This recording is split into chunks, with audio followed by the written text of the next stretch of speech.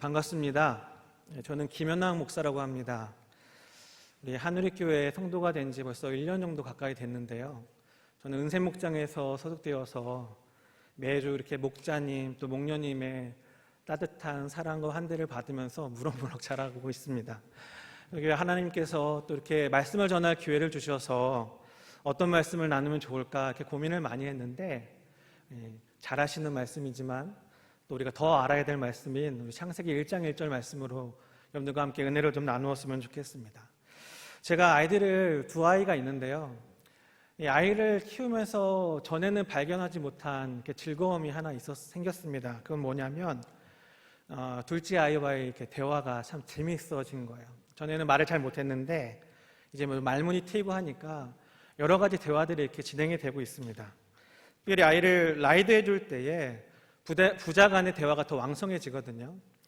근데 하루는 차에 탄 저희 아이 이준이의 표정이 굉장히 어두운 거예요. 그래서 이준아, 학교에서 무슨 일 있었어? 라고 물어봤는데 아이의 대답이 학교 때문이 아니라 엄마 때문이라는 겁니다.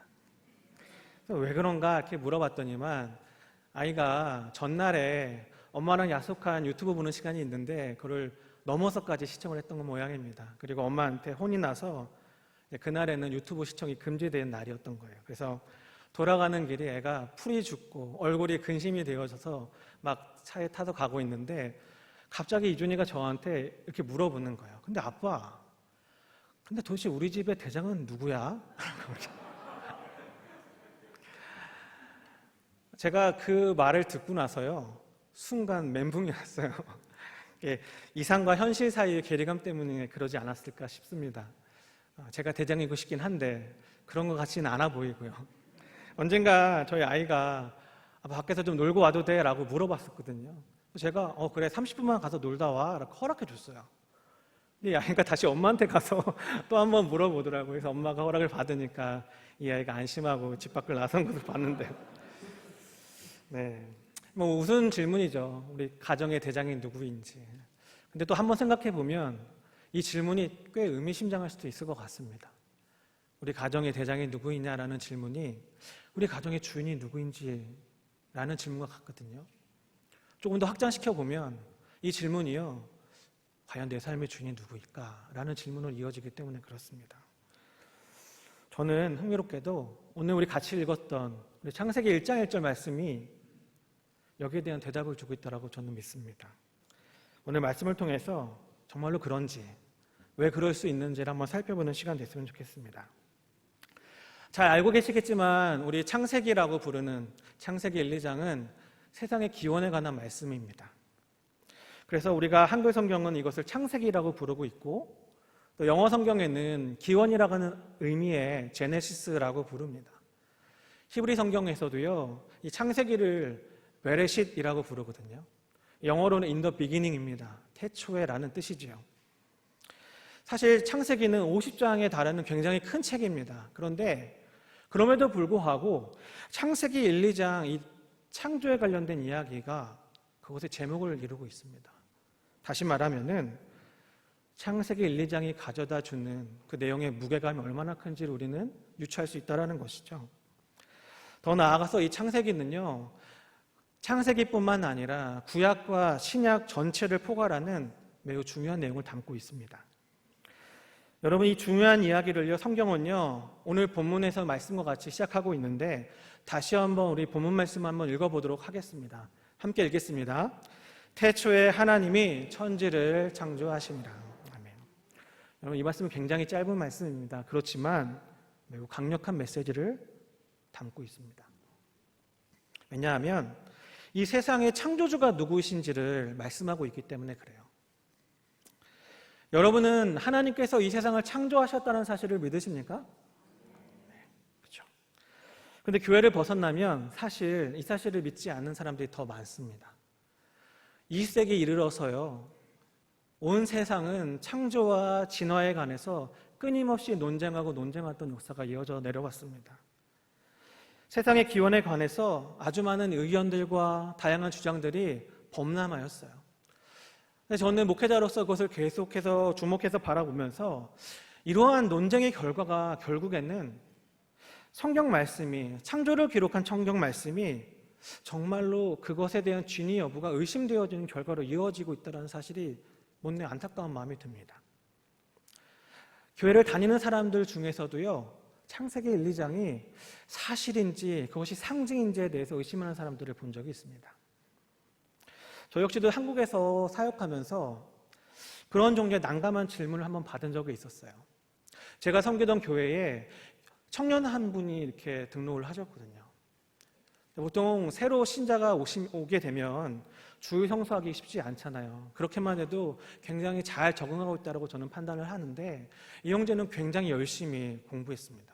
새신자 교육도 열심히 받고 교회에서 운영하고 있는 제자훈련 과정도 정말 열심히 공부하면서 잘 적응하고 있었어요. 근데 이 형제가 어느 순간 갑자기 연락이 되지 않는 것입니다.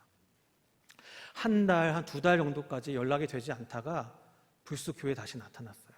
그러고 나서 저에게 찾아와서 질문을 하는데, 그 질문들이 제 마음을 되게 어렵게 만들더라고요. 이렇게 물어봤습니다. 전도사님, 근데 성경이 신화라면서요. 이스라엘에 출애굽하지 않았다면서요. 다윗과 솔로몬이 실제 역사적인 인물이 아니라 신화적인 인물이라고 하는데 어떻게 된 겁니까? 무엇보다도 창세기의 창조 이야기가 고대 근동의 신화를 베낀 거라고 하는데, 카피한 것이라고 하는데 도대체 이거 어떻게 된 것입니까? 설명해 주십시오. 그렇게 말씀하는 겁니다.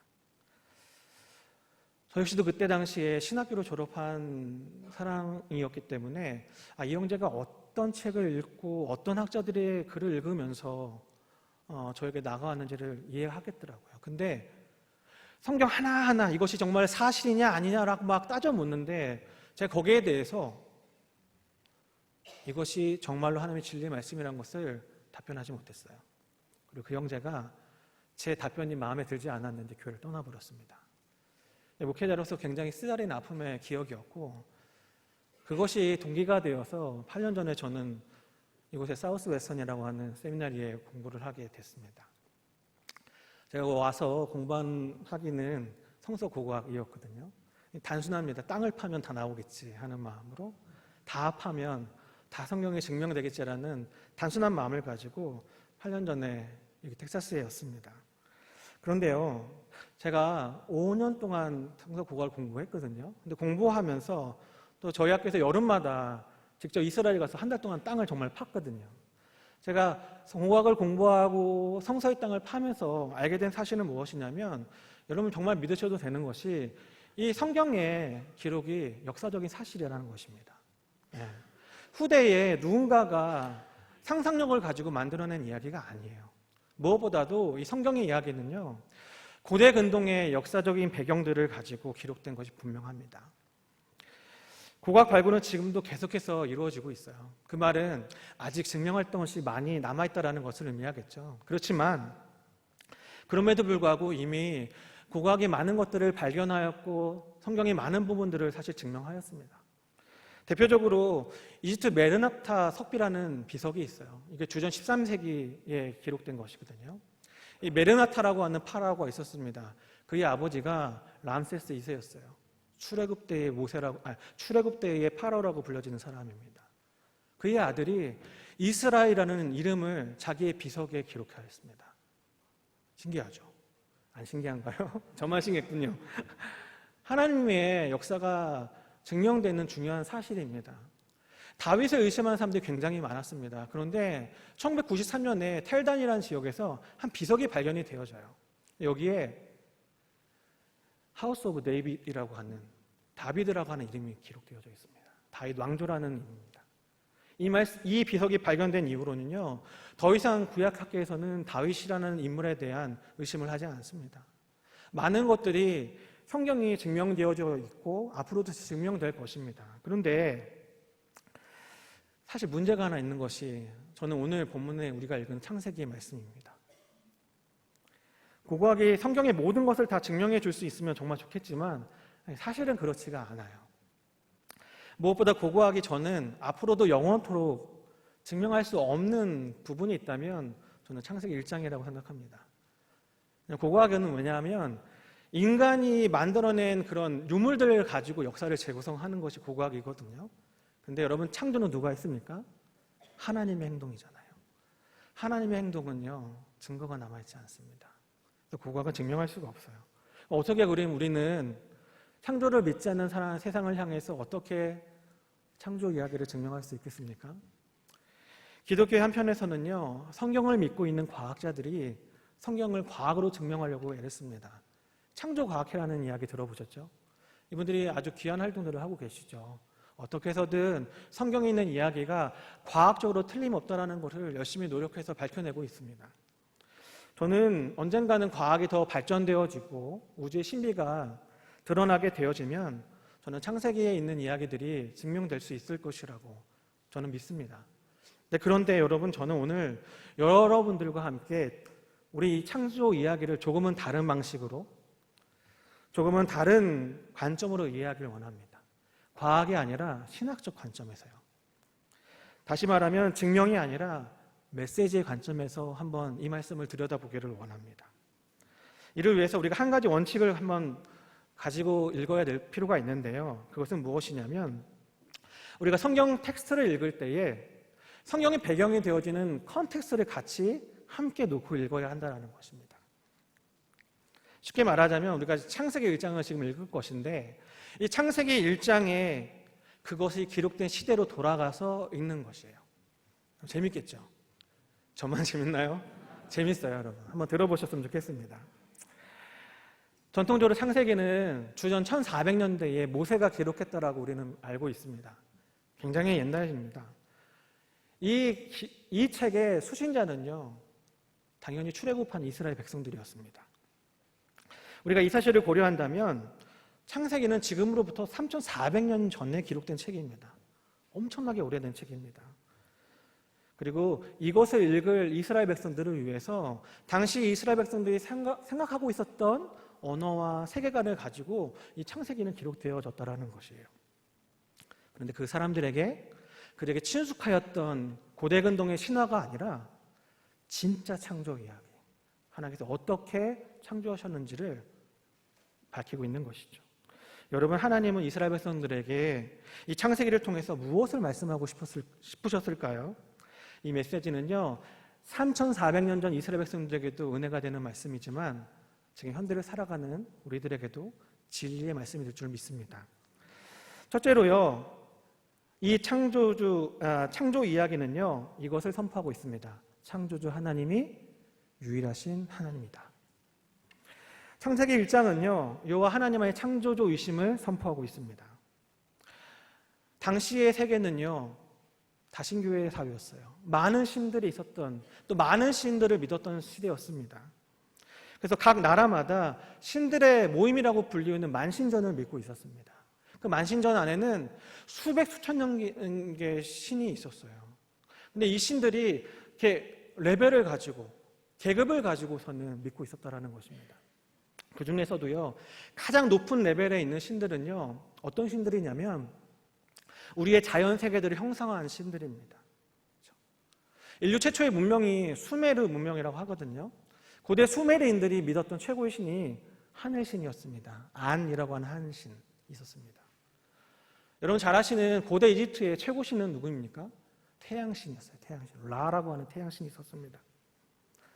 아브라함의 고향이었던 갈대아 우르에는요, 달신이라고 하는 여신 난나가 있었어요.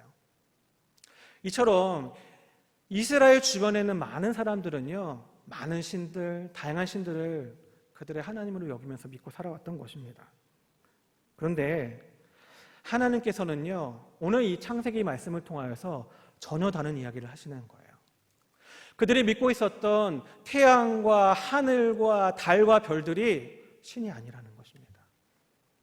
이 세상은 여호와 하나님이라는 분이 만드셨는데 너희들이 믿고 있는 그 신들이 그 하나님의 피조물에 불과하다라고 성경은 말씀하고 있습니다.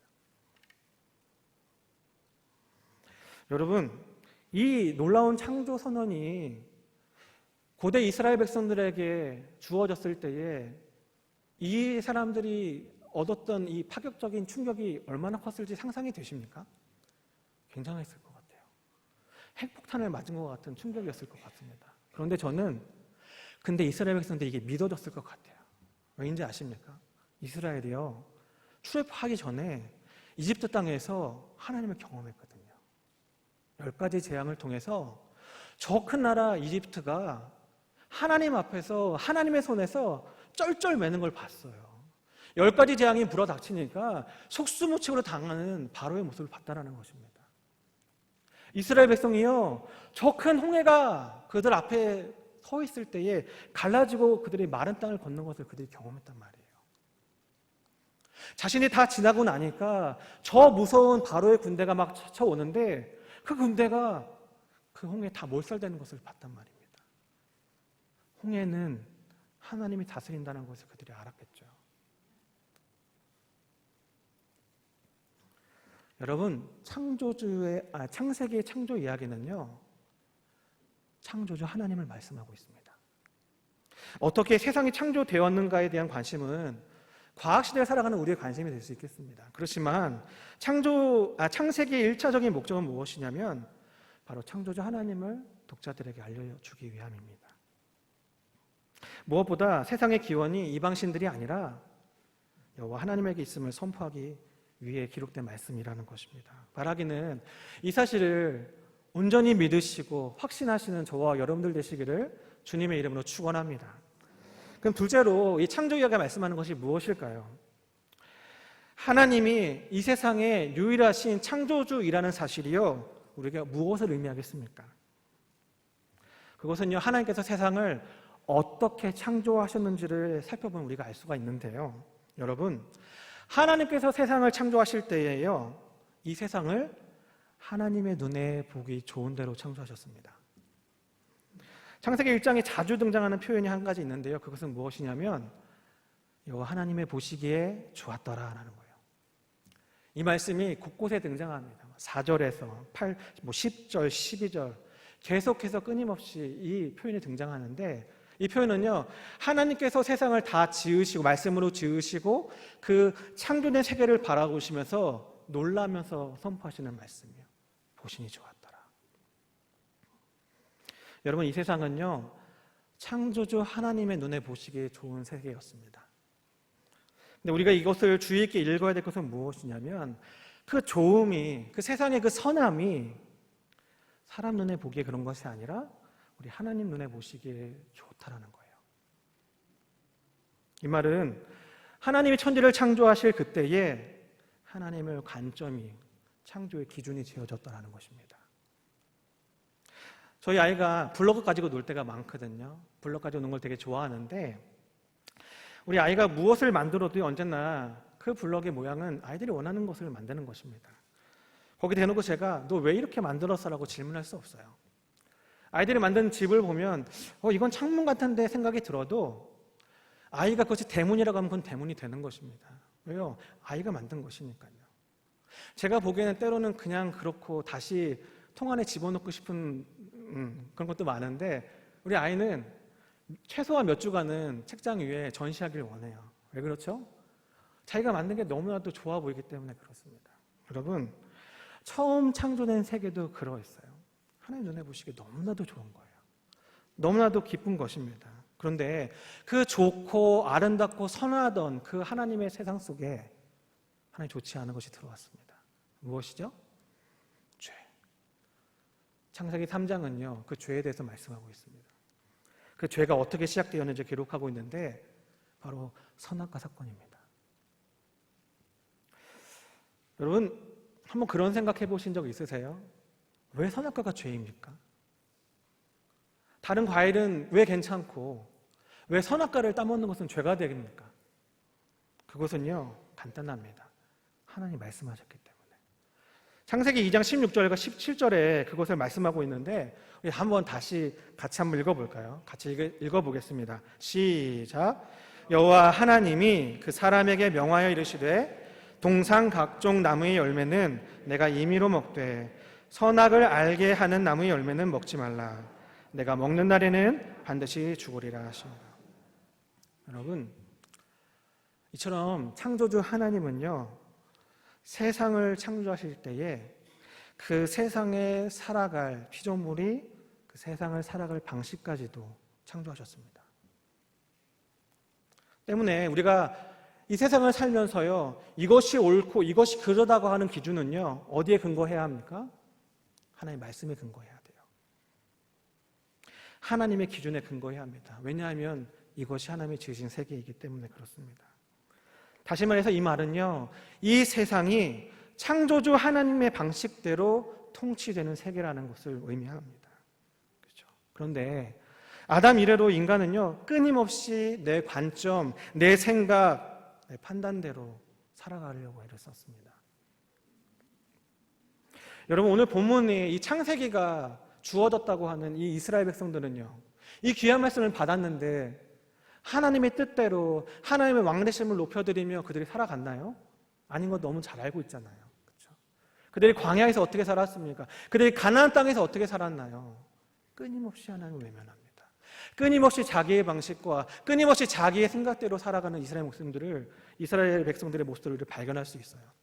그래서 사사기의 맨 마지막 구절에 이렇게 기록하고 있는데, 우리 사사기 21장 25절 한번 다 같이 읽어봤으면 좋겠습니다.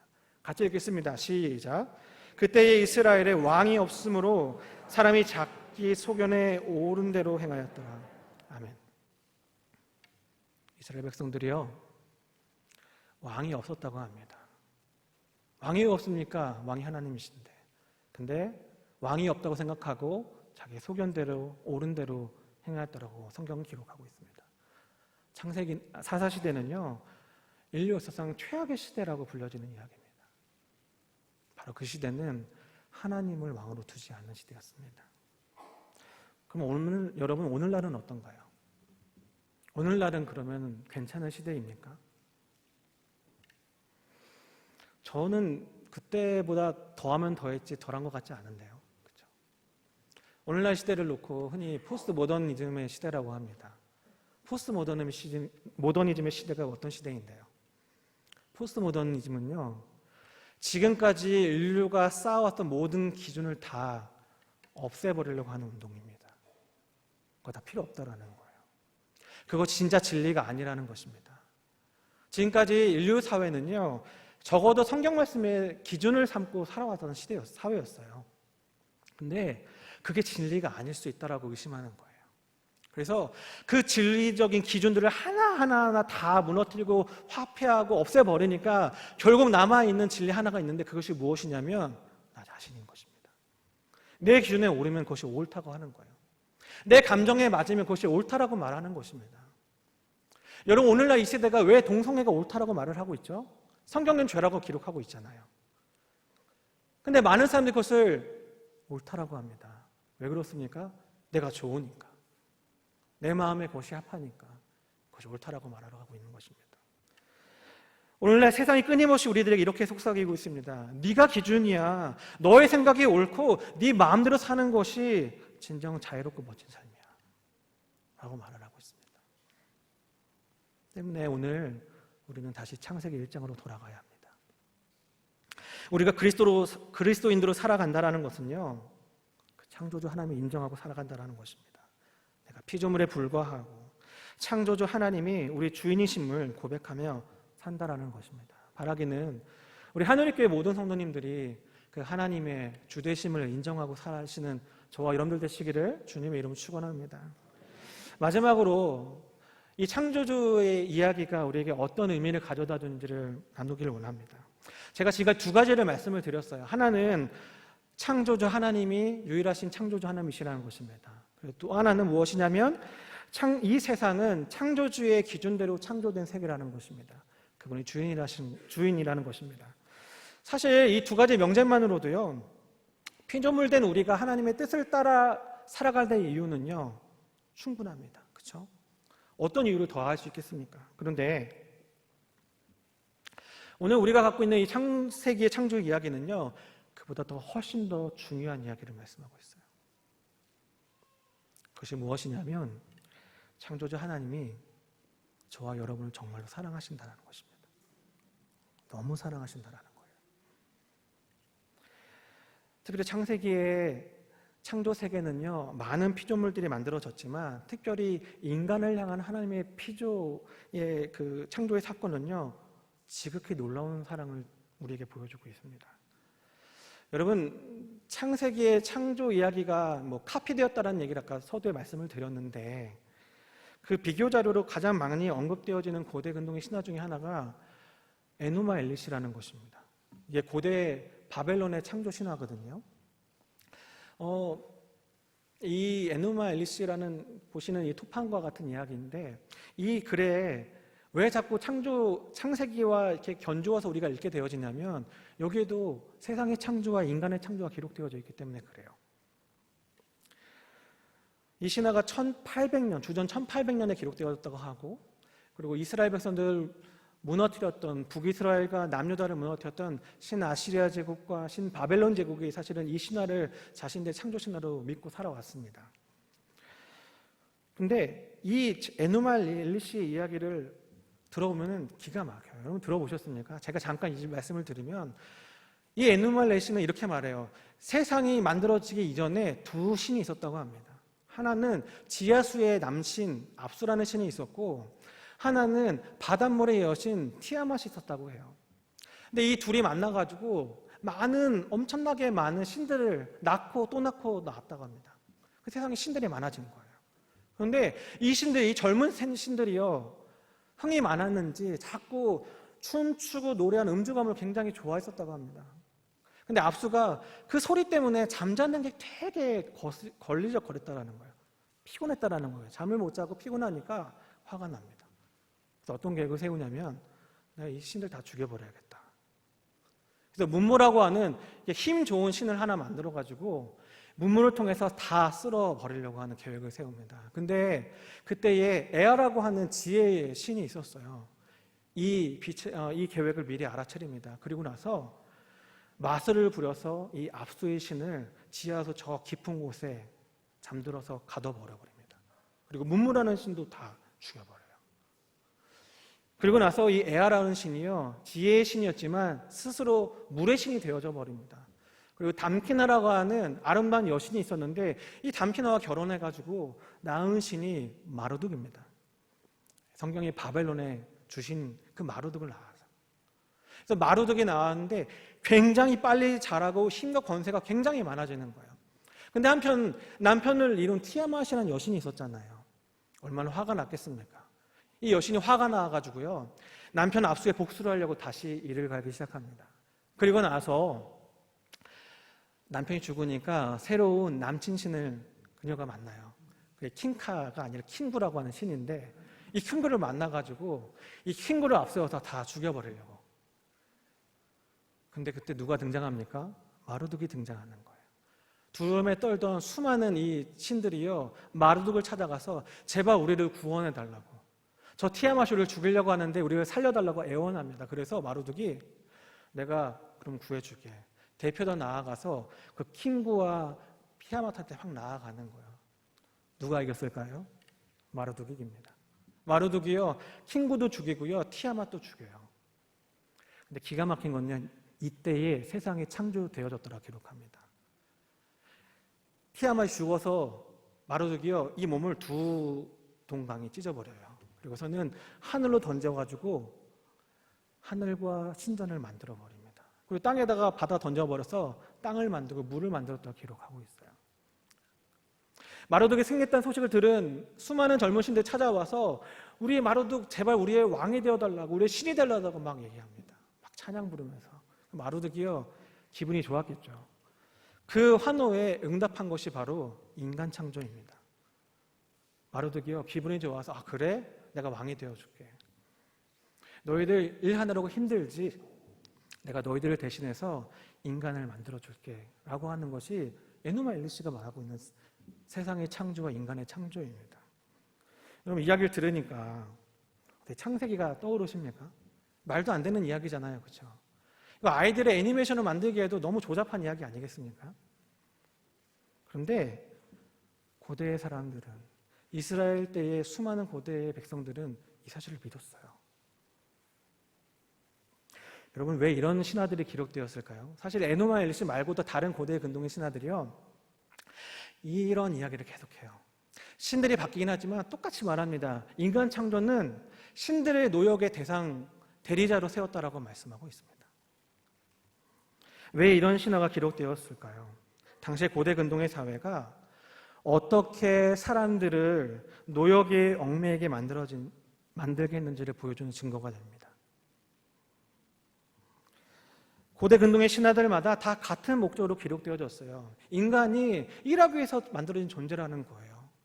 죽도록 일해도 된다는 것입니다. 고대 근동 사회는요, 오늘날의 사회가 너무 다르죠. 신정사회라고 합니다. 신정사회는 신들을 모시고 신들을 믿는 사회가 사실은 아니에요. 그것이 아니라 신들과 관련된 소수의 엘리트 계층을 위한 사회가 고대 사회였습니다.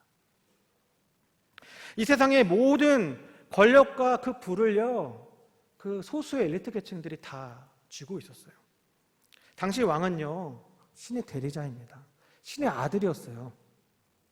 제사장들은요, 그 신과 신의 아들인 왕을 섬기기 위해 만들어진 사람들입니다. 그들이 거대한 신정과 왕궁에 거하면서 신과 인간 사이에 중재자 역할을 한다라고 그들은 믿고 살았습니다. 그러니 에노마 엘리시와 같은 신하들을 만들어서 백성들이 이렇게 말하고 있는 거예요. 너희들은 신들을 대신해서 일하기 위해서 만들어진 존재야. 너희들은 왕을 위해서 일을 해야 돼. 그러니까 토하지 말고 끊임없이 일을 해야 돼 라고 말하는 것이 고대 근동의 신화가 말하고 있는 메시지예요. 가스라이팅 아니겠습니까? 오늘로 따지면. 여러분, 주전 3000년 전에 만들어졌다고 하는 피라미드를 한번 생각해 보세요. 엄청 크잖아요. 말도 안 되게 큽니다. 거기 앞에 서면은 진짜 인간이 막 미물같이 느껴질 정도로 어마어마하게 큰 것입니다. 주전 3000년이면 지금 5000년 전에 만들어진 건축물이거든요. 근데 제가 가서 봤는데 그 돌 하나가 몇 톤씩 된다고 하는데 돌 하나하나 사이에 동전 하나도 들어가기 힘들 만큼 정교하게 만들어졌어요. 거기 얼마나 많은 사람들의 희생이 있었을까요?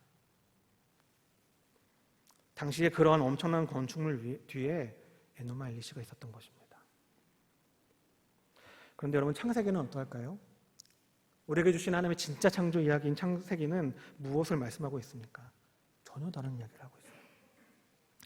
여러분, 하나님께서 인간을 몇 번째 날에 창조하셨습니까? 너무 어렵습니까? 6째 날이죠. 그죠? 마지막 날에 창조하셨습니다.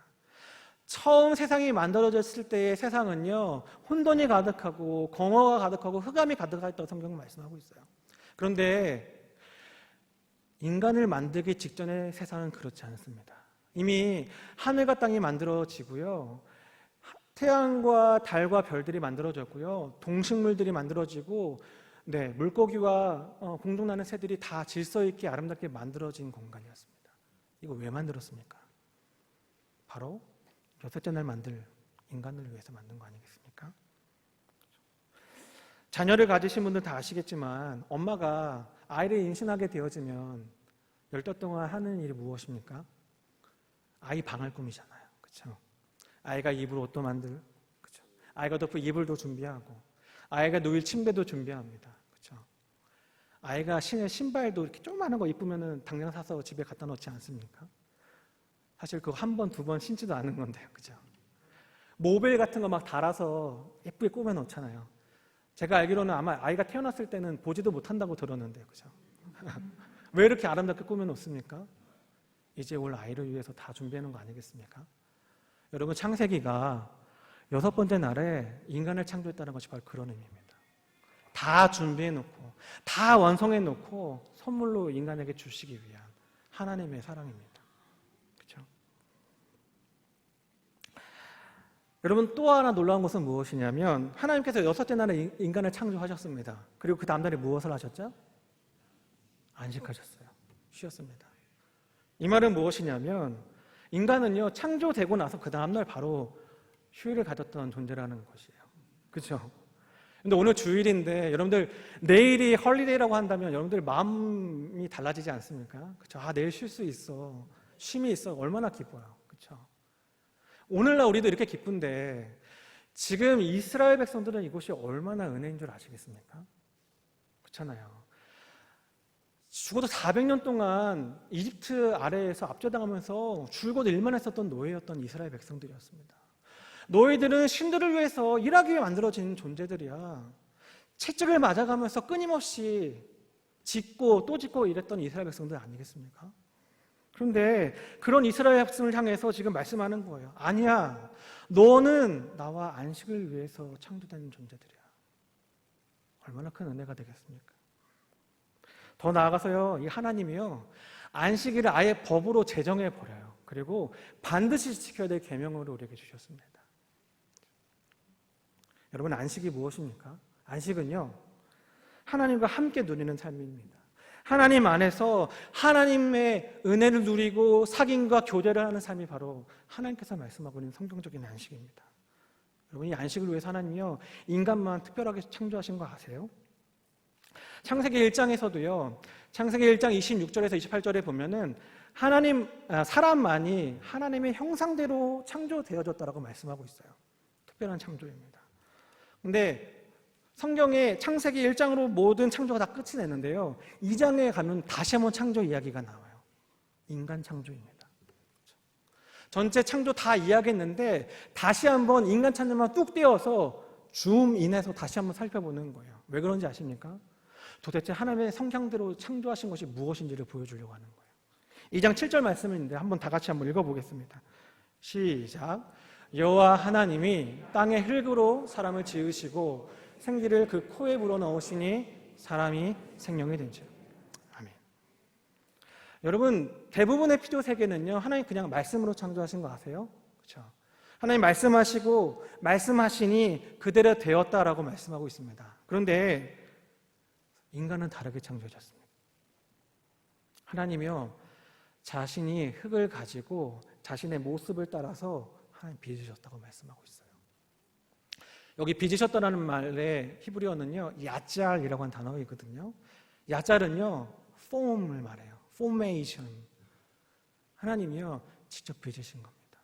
이 단어가요, 성경에 그 토기장이 비유 아시죠? 토기장이가 토기를 이렇게 빚으셨다고 하는 그 말과 같은 단어가 쓰여져 있어요. 하나님이 아담을 지으실 때 장인 정신을 가지고 세밀하게 빚으셨다는 것입니다.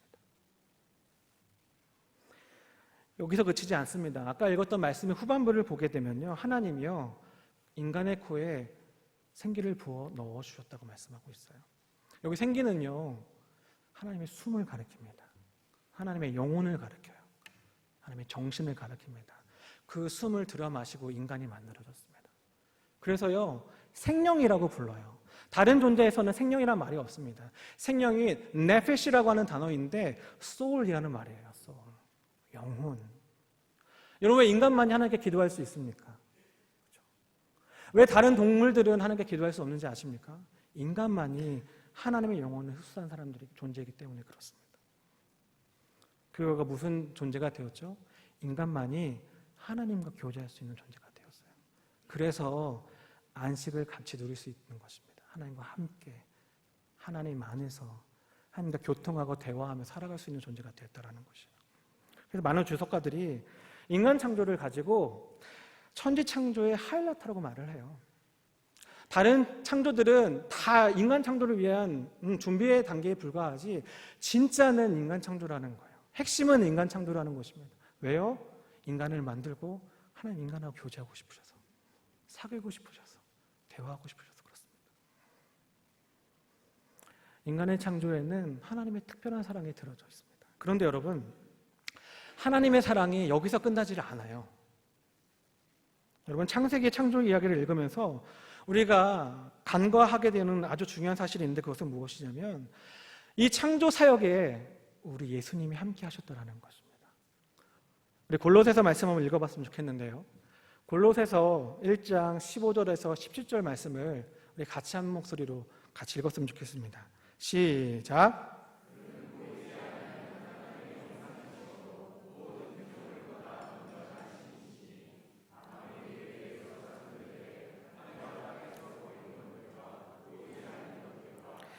왕권들이나 주권자들이나 통치자들이나 권세들이나 만물이 다 그로 말미암고 그를 위하여 창조되었고, 또한 그가 만물보다 먼저 계시고 만물이 그 안에 함께 선. 아멘.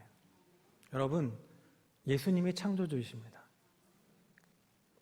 바울이 골로새서 말씀을 통해서 예수님으로부터 모든 만물이 지어졌다고 말씀하고 있어요. 또 모든 만물은요, 예수님을 위하여 창조되어졌다라고 말씀하고 있습니다.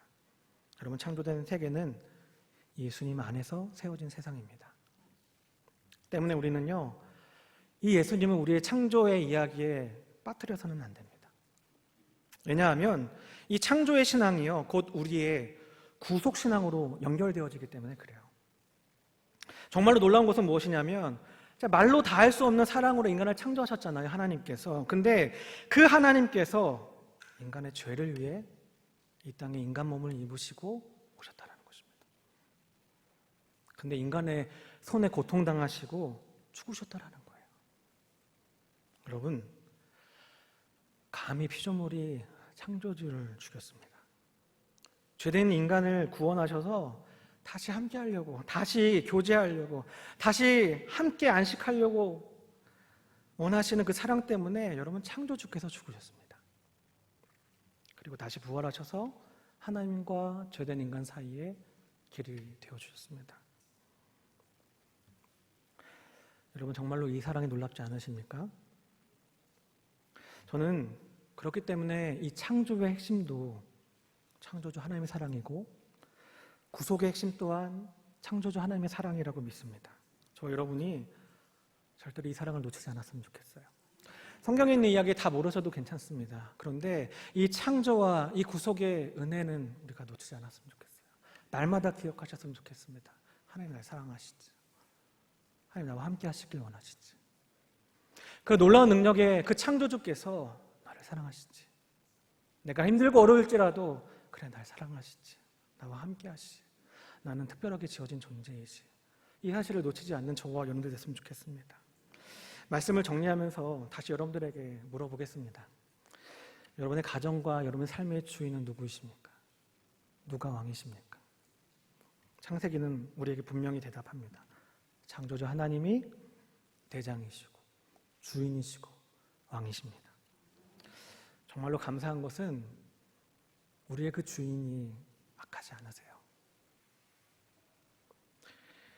너무나도 사랑이 많으신 분입니다. 우리가 믿고 있는 우리의 주인은요, 자기의 쉼과 안식을 위해 종을 괴롭히는 주인이 아닙니다. 오히려 우리의 주인은요, 그의 모든 관심과 사랑을 종에게 집중하시는 분이십니다. 그를 위해 모든 것을 아낌없이 제공하신 선하신 분이십니다. 심지어 죄를 짓고 주인에게 등을 돌리는 그 종을 위해서 스스로 종이 되어져서 낮아지시고 심지어 죽기까지 하신 분이십니다. 세상 어디에서도 찾아볼 수 없는 무한한 사랑을 가지신 분이 우리가 믿고 있는 창조주 하나님이십니다. 오늘 정정 창세기는 바로 이 진리의 말씀을 우리에게 증거하고 있습니다. 창조부터 구속까지 이 세상의 역사의 모든 것이 바로 저와 여러분들을 향한 하나님의 사랑입니다. 그리고 예수님의 사랑인 것입니다. 수천 년 전에 신화를 통해서 인간이 노역을 위해 만들어졌다고 하는 이 세상의 메시지가 저는 신화를 믿지 않는 오늘 우리에게도 유효하다고 믿습니다. 왜냐하면 세상은요, 이제 우리가 돈을 위해 죽도록 일해야 한다는 존재라고 말하고 있기 때문에 그래요. 돈이 있으면 행복해. 돈이 있으면 너 잘 살 수 있어. 돈이 있으면 인정받을 수 있어. 라고 하는 것이 신화가 아닌 새로운 세상의 메시지입니다. 여러분들 이 메시지에 중독돼서 살고 싶으십니까? 아니면 사랑이 많으신 하나님 안에서 내가 얼마나 사랑을 받고 사는 존재인 것을 믿고 확신하시며 살기 원하십니까? 바라기는 그 하나님을 온전히 나의 창조주이시고 나를 사랑하시는 분이시고 더 나아가 나의 구원자이심을 믿고 사시는 저와 여러분들 되시기를 주님의 이름으로 축원합니다.